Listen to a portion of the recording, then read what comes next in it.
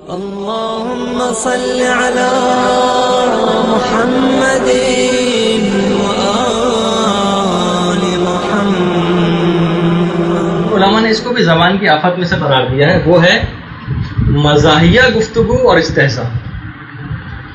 مزاحیہ گفتگو کرنا، دیکھیں ہم کتنا زیادہ عام زندگی میں اس قسم کی گفتگو کرتے بھی ہیں، تو اب ہمیں دیکھنا پڑے گا کہ ہم کس انداز کی ہم کو کرنی چاہیے.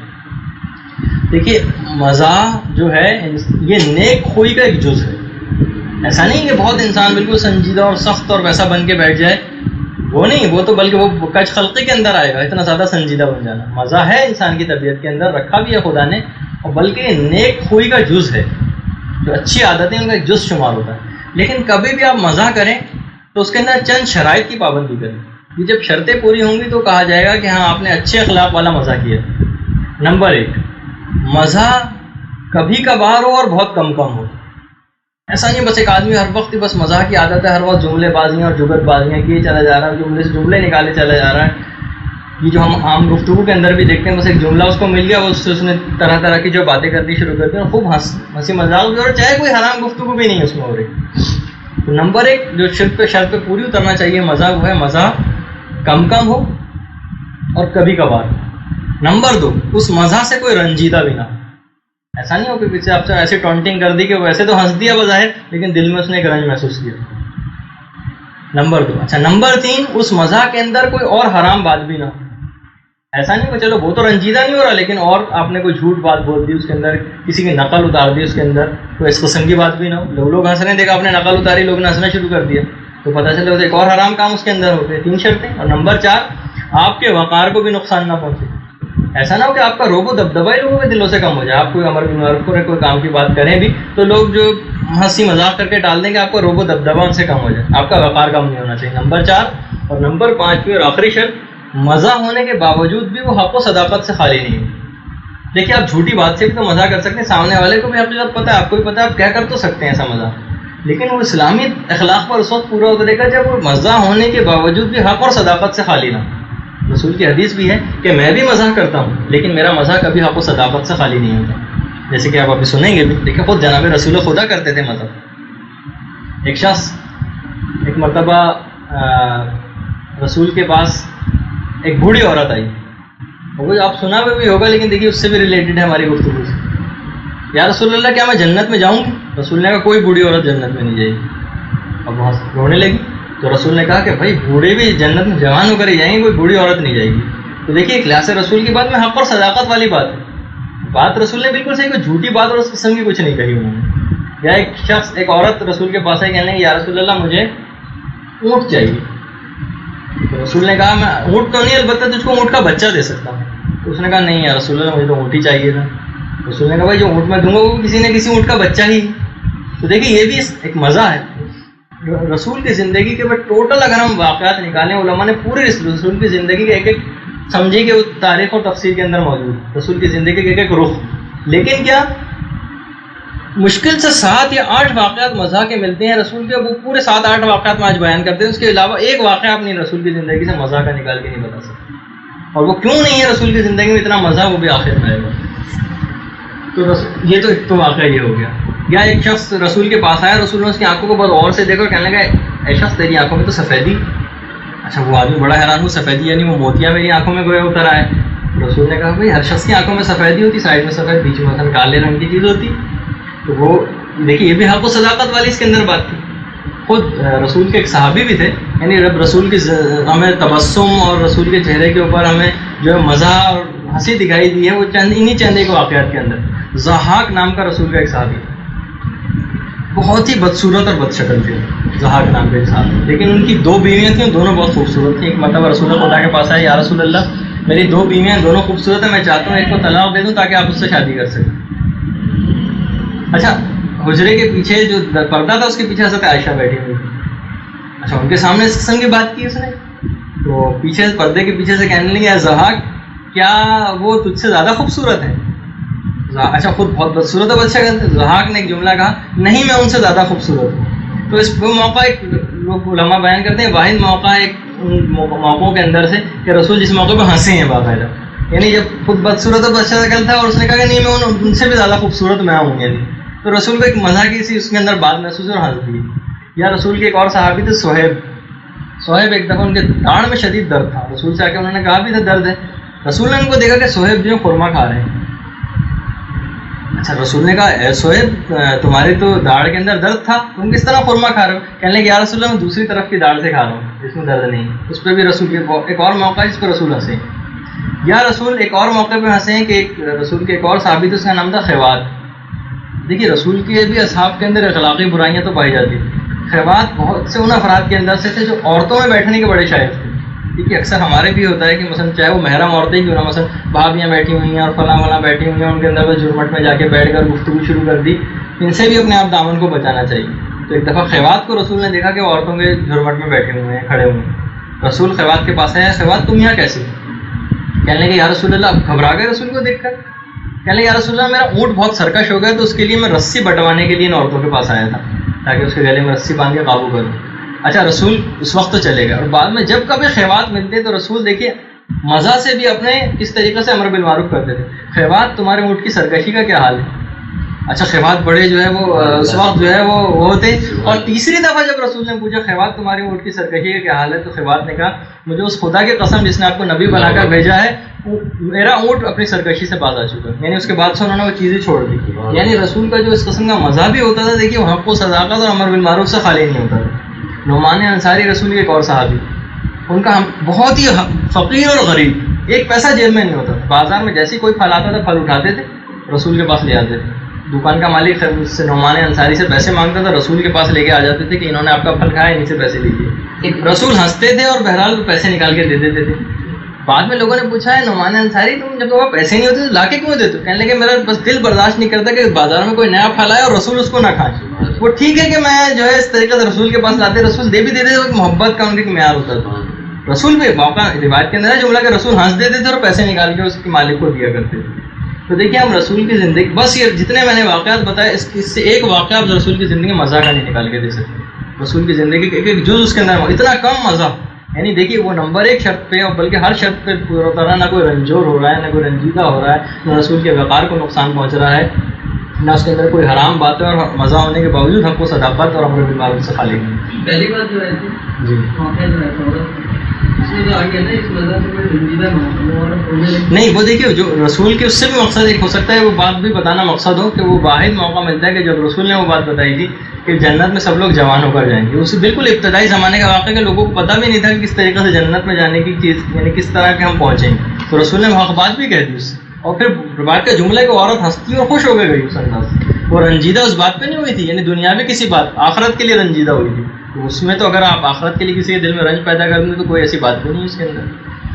تو یہ دیکھیں اب خود جناب یہ تو رسول خدا کی مثال تھی. حضرت علی کی مثال، وہ جو اپنے کھجوروں اور گٹھلیوں والا واقعہ کہ رسول جو کھجور کھاتے تھے گٹھلی حضرت علی کے سامنے رکھ دیتے. تو رسول کے سامنے تو کوئی گٹھلی نہیں تھی، حضرت علی کے سامنے گٹھلیوں کا ڈھیر ہو گیا. تو رسول نے کہا علی آج تو تم نے بہت کھجوریں کھائیں. تو حضرت علی نے کہا کہ یا رسول اللہ فرق اتنا ہے کہ میں جو ہوں گٹھلیوں سے نکال کے کھا رہا تھا، گٹھلیوں سمیت کھا رہے تھے. تو اس قسم کے بھی ہمیں جو ہے مولا کی ان طبیعت کے اندر مزہ ملتا ہے. اور خود آپ دیکھیں شب عاشور بھی جو مقام دیکھ لیا تھا جب اصحاب نے اپنا جنت کے اندر، تو اس وقت روایت کا جملہ کہ شب عاشور امام کے اصحاب مزہ کر رہے تھے. تو ایک صحابی نے جب امام کے دوسرے سے کہا کہ بھائی کوئی مزہ کا ٹائم، تو انہوں نے کہا یہی تو مزہ کا ٹائم ہے. یعنی جب انسان اپنا آخرت انجام سب کچھ اس کے سامنے آ گیا، وہ خوش ہو رہا ہے، تو فخر و انبساط و مزہ کا وقت ہی یہی ہے اصل. تو خود آپ دیکھیے کہ خود مولا کائنات کی زندگی میں رسولوں، دیکھیے ہمارا ایک نظریہ اور عقیدہ ہے رجت کا نظریہ کہ ہمارے قیامت یہ جب امام ظہور کر لیں گے تو اس کے بعد زمانہ رجت شروع ہوگا. یعنی 12ویں امام کی شہادت کے بعد، 12ویں امام بھی شہید ہوں گے، 12ویں امام کی شہادت کے بعد تمام ائمہ دنیا میں دوبارہ آئیں گے اور اپنی اپنی حکومتیں قائم کریں گے. پھر جب سب کی حکومتیں قائم ہو جائیں گی پھر اس کے بعد کہیں جا کر قیامت وغیرہ آئے گی. تو رجت کے نظریے کو جو سنی حضرات ہیں وہ بہت ہی شیعوں کے لیے مذاقہ اڑاتے تھے اس نظریے کا. یا خود ایک ہمارے ایک عالم گزرے ہیں، دیکھیے بہت باقاعدہ ایک سلسلہ چلا تھا جھوٹے دعوائے مہدویت کرنے والوں کا. ایک دفعہ ایک شخص تھا شلمغانی نام کا، اس نے جو ہے دعوائے امامت کیا کہ میں 12واں امام ہوں، امام مہدی میں ہوں، اور اس نے تمام شیعوں کو خطوط لکھنے شروع کر دیے کہ آؤ میرے پاس آؤ، میں تم کو اپنے معجزات دکھاؤں گا. اچھا شلمغانی اس شخص کا نام تھا. ہمارے ایک عالم کے پاس اس کا خط گیا، نام میرے دماغ سے اس وقت نکل گیا ہے. ان عالم نے صرف ایک خط کے اندر ایک جملہ لکھ کر بھیج دیا، شلمغانی مجھے کسی اور معجزے کی ضرورت نہیں، میرے سر پہ بال نہیں گن جاؤں، تم بس اپنے معجزے سے میرے سر پہ بال اگر اگا دو تو میں تم کو امام ماننے کو تیار ہو جاؤں گا. شلمغانی نے اس کے بعد ایسی چپ سادھی کبھی ان سے خطوں کی دعوت نہیں کی. دیکھیے یہ بھی انہوں نے گویا ایک لحاظ سے مزہ کیا، لیکن جو ہے وہ اس طریقے سے انہوں نے ہجو کر دی اس کی، یعنی اپنے مزہ سے بھی دیکھیے انہوں نے کس قسم کا کام لیا. جیسے کہ ہمارے ایک اور عالم تھے، بادشاہ کے دربار میں تھے، تو بادشاہ کے دربار میں جو وزیر تھا کہنے لگا جو آپ کا مذہب ہے نا شیعہ مذہب، اس کے میں نے حروف اور اعداد نکالے، اس اعداد کو جب میں نے الفاظ کے جو روپ دیا تو یہ بنا مذہب ناحق، مذہب ناحق. تو ان عالم نے دیکھی کتنا ایسا موقع تھا، اس نے کہا میں نے اعداد باقاعدہ آپ کے نکالے آپ کے مذہب کے، اس سے جو اعداد سے جو جملہ بن رہا ہے وہ ہے مذہب ناحق. انہوں نے کہا دیکھیے اب ہمارے عالم کی باری جب آئی، کہنے لگے دیکھیے ہم جو ہے فارسی النسل نہیں، اصل میں ہم عربی النسل، تو ہمیشہ یہ مذہب کے ساتھ جو ابھی نا کا لفظ آئے نا جو ہے اس کے ساتھ مضاف ہو جاتا ہے، یعنی یہ بن جائے گا مذہب و نہ حق، یہی مذہب حق ہے. تو ہم کیونکہ فارسی اصل نہیں ہے بلکہ ہم عربی اصل ہیں، تو اس لحاظ سے یہ نا جو ہے اس کے ساتھ مضاف بن جائے گا. کبھی نا الگ سے نہیں عربی میں دیکھا ہوگا آپ نے، نا الگ سے نہیں لکھا ہوا تھا، تو مذہب و نہ ہو جائے گا اور حق الگ ہو جائے گا، یہی مذہب حق ہے. تو دیکھیے یہ بھی انہوں نے مزہ کیا ایک لحاظ سے. میر باقر داماد اور شیخ بھائی ہمارے دونوں کتنے جلیل القدر عالموں میں سے گزرے. بادشاہ وقت نے اس زمانے میں جو تھا، اس زمانے میں کچھ محب اہل بیت بادشاہ بھی ہوا کرتے تھے، وہ ایک دفعہ دونوں کے ساتھ گھوڑے پہ چلا سیر کے لیے. میر باقر داماد بھی تھے، شیخ بھائی بھی تھے. میر باقر داماد انتہائی دبلے پتلے آدمی تھے اور شیخ بھائی بہت موٹے تھے. شیخ بھائی پیچھے رہ گئے، میر باقر داماد آگے نکل گئے. اب جو ہے وہ شخص بادشاہ جو تھا شیخ بھائی کے پاس آیا، کہنے لگا دیکھیے میر باقر داماد کو، ان کو اتنا زیادہ اپنے اوپر گویا غرور ہے کہ آپ کو بھی پیچھے چھوڑ کے چلے گئے اور آگے بڑھتے چلے گئے. اب شیخ بھائی دیکھیے کیسا موقع، اس نے ایک لحاظ سے مزہ ان سے اگر کیا کہ دیکھیے تو انہوں نے آپ کی کوئی پرواہ نہیں کی. تو شیخ بھائی نے کہا اصل میں گھوڑا گویا آج فخر و انبساط سے قابو میں نہیں رہا ہے ان کے، کہ میرے اوپر میر باقر داماد جیسی شخصیت بیٹھی ہوئی. یعنی دیکھیے ان کو اس لحاظ سے جواب دیا. اب جو بادشاہ گھوڑا دوڑا تھا وہ میر باقر داماد کے پاس چلے گیا، کہنے لگا دیکھیے شیخ بھائی اتنے موٹے ہیں کہ ان کے گھوڑے سے چلا بھی نہیں جا رہا ہے. اچھا اب دیکھیے کوئی مزہ ہم ہوتے تو کوئی اور مزہ کی بھی بات کہتے اس قسم کی. اب میر باقر داماد نے کہا نہیں، اصل بات ہے شیخ بھائی کے علم و فضل کا بوجھ اتنا زیادہ ہے کہ گھوڑے سے اٹھ نہیں رہا ہے، اس وجہ سے گھوڑا سلو ہو گیا. تو اب دیکھیے گویا یہ ہمارے علماء کی مثالیں ہیں کتنی کہ وہ اپنے مزہ سے بھی اگر کبھی مزہ بھی کرتے تھے تو اس قسم کا مزہ وہ ہوتا تھا. اس طرح نہیں کہ ہمارے اس طریقے سے پانچ قسم کے مذاق اور اس قسم کے مذاق جو ہم عام طور پر اپنی زندگی کے اندر کرتے ہیں، جن کا نہ کوئی فائدہ ہوتا ہے، نہ کسی کو اس سے امر بالمعروف ہوتا ہے، نہ اس میں حق و صداقت کی بات ہوتی، بلکہ رنجیدگی اور حرام باتیں زیادہ ہوتی ہیں.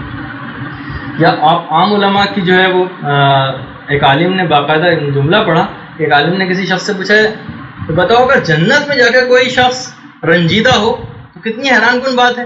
ہاں جنت میں جا کے کوئی رنجیدہ ہو اس سے زیادہ حیران کن تو کوئی بات ہی نہیں ہوگی.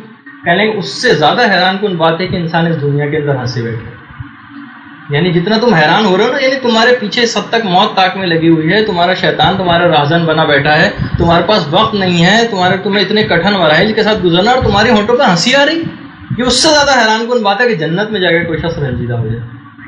یہاں تک بلکہ باقاعدہ دیکھیے جو لوگوں کا علماء کا بھی مزہ کہ ایک عالم نے اپنے کچھ اور علماء دوستوں کو بھی اپنے گھر بلایا اور ایک سے پوچھا کہ جو ابھی عالم آئے ہیں ان کے متعلق آپ کی کیا رائے. کہنے لگا یہ کہ عالم کیا ہے، میرے گدھے ہیں. دیکھیے بہت سے اس قسم کے جیلس بھی ہوتے ہیں آپس میں، حسد تو علماء کے درمیان مشہور. دوسرا عالم آیا کہ آپ کی ان کے متعلق کیا رائے، جو پہلے والے نے جو رائے دی تھی. تو انہوں نے کہا کہ اس نام کے عالم ہیں، اصل میں تو بس گدھے ہی ہیں، بالکل کوئی جس طرح گدھے کے اوپر کتابیں لاتی ہیں. اب جب کھانا لگا تو انہوں نے کھانے کے اوپر لا کے گھاس رکھ دی کہ آپ دونوں نے اپنے آپ کو گدھا قرار دیا تھا، اس سے بہتر جو ہے گدھے کے لیے گھاس سے بہتر کوئی روزہ نہیں ہو سکتا. یعنی مزہ بھی کیا تو اس حوالے سے کہ وہ لوگ باقاعدہ اس پہ شرمندہ اور باقاعدہ انہوں نے کہا کہ ہاں ہمیں اس قسم کی آپس میں کوئی بات نہیں کرنی چاہیے. دیکھیے وہی مزہ کے اندر ہمیشہ امر بالمعروف کا پہلو. ہم جو عام طور پر اپنی زندگی میں گفتگو کرتے ہیں، جس طرح ٹانٹنگ کرتے ہیں، مشہور ہے کہ جس طرح یہ جوش ملی آبادی تھے. مثال کے طور پر بات بیان کرتا ہوں، اپنے ایک بہت ہی بے تکلف دوست جو کہ پٹھان تھے، ان سے کہنے لگے پشتو جو ہے وہ جہنمیوں کی زبان ہے. اچھا دیکھیے اب یہ کیا ہے، دیکھیے براہ راست ٹانٹنگ ہے اس کے اوپر. تو وہ دوست بھی کیونکہ بے تکلف تھے، انہوں نے فوراً کہا پھر آپ کو سیکھ لینی چاہیے. تو اب اس قسم کی بات یعنی انہوں نے بھی ان کے اوپر براہ راست ٹونٹنگ کی انہوں نے بھی کبھی ہماری عام گفتگو کے اندر اس قسم کی ہوتی. یا ایک دفعہ انجمن ترقی اردو والے شبلی ان کے پاس جوش ملی آبادی کے پاس فارم لے کر پہنچے کہ اس پہ آپ ممبر شپ اختیار کر لیجیے انجمن ترقی اردو. انہوں نے فارم دیکھا, فارم انگلش میں تھا. انہوں نے کہا جس انجمن ترقی اردو کا فارم انگلش میں اس پہ کبھی دستخط نہیں کروں. تو عموماً اس قسم کی جو گفتگو ہمارے جو درمیان بھی ہوتی ہے یعنی ایک دوسرا براہ راست تنقید, براہ راست ٹونٹنگ, سب کے سامنے اس کے لیے کوئی جملہ اس طریقے سے کہہ دینا کہ وہ ہو سکتا ہے وہ بھی جواباً کچھ کہہ دے لیکن اپنے دل میں کچھ محسوس کرے وہ. یعنی کسی دیکھیے ان کی زبان پشتو تھی, اس کا جہنمیوں کی زبان ہے, براہ راست اس قسم کی ٹونٹنگ. انہوں نے بھی کہا کہ پھر آپ کو سیکھ لینی چاہیے. تو ہم اب کتنی ساری مثالوں سے بات واضح ہوئی کہ بہرحال اس قسم کا کوئی بھی مزاح ہم کو عام زندگی میں نہیں کرنا چاہیے. اور اچھا اس کے مزاحیہ گفتگو کے بعد ایک اور چیز ہے استہزاء. دیکھیے مزاحیہ گفتگو وہ گفتگو جس کے اندر کوئی رنجیدہ نہ ہو. اگر اس مزاح سے کوئی رنجیدہ ہو جائے تو اس کو استہزاء کہا جاتا ہے, مذاق اڑانا. یعنی مزاحیہ گفتگو الگ ہے, جب اس میں رنجیدگی کا پہلو ہو جائے تو وہ استہزاء میں بدل جاتی ہے.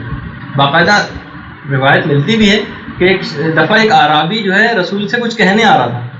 اچھا رسول خیمے کے اندر تھے, وہ بار بار اپنے اونٹ کو بٹھانے کی کوشش کرتا تھا, اونٹ کسی صورت نہیں بیٹھ رہا تھا بلکہ اونٹ نے اچھلنا شروع کر دیا. اچھا جتنے صحابی اور کھڑے ہوتے سب ہنسنا شروع ہو گئے.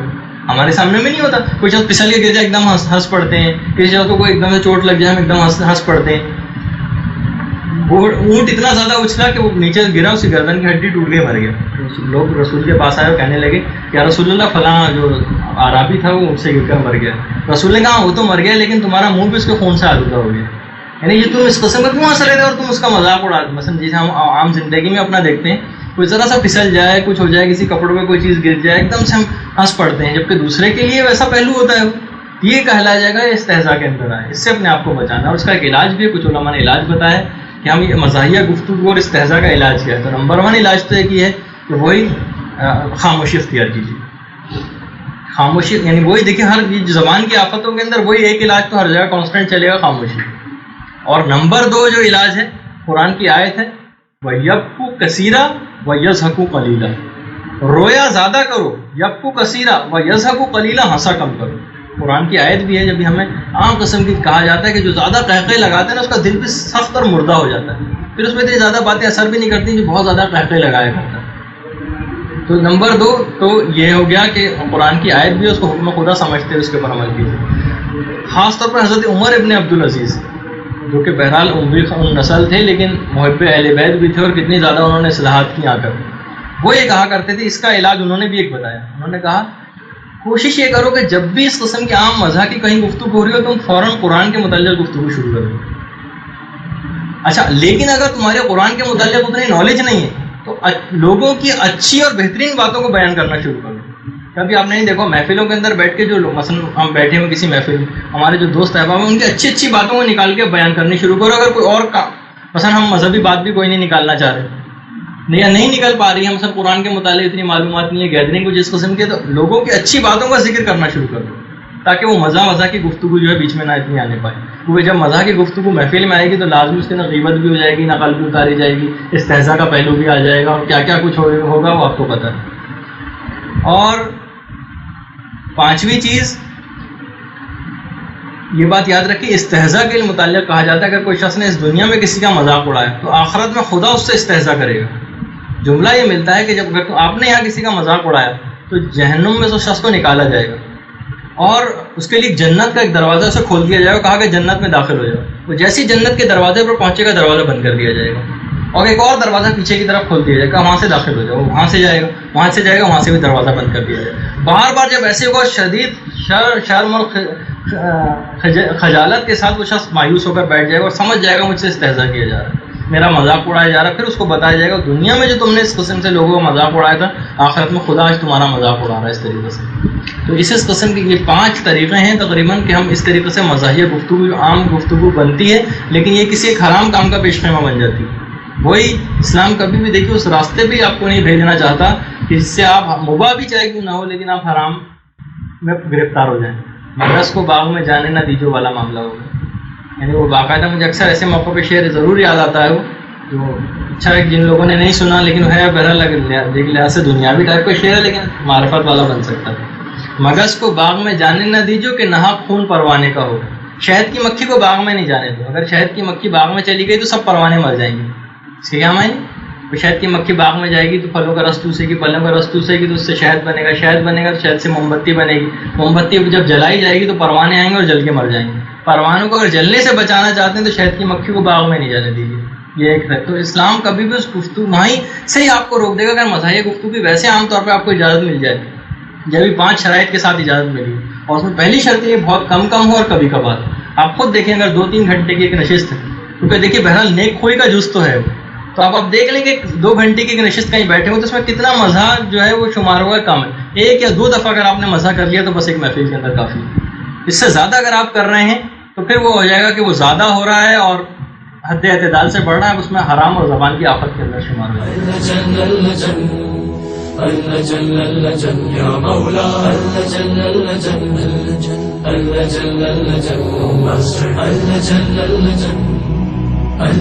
يا صاحب السماء اللجن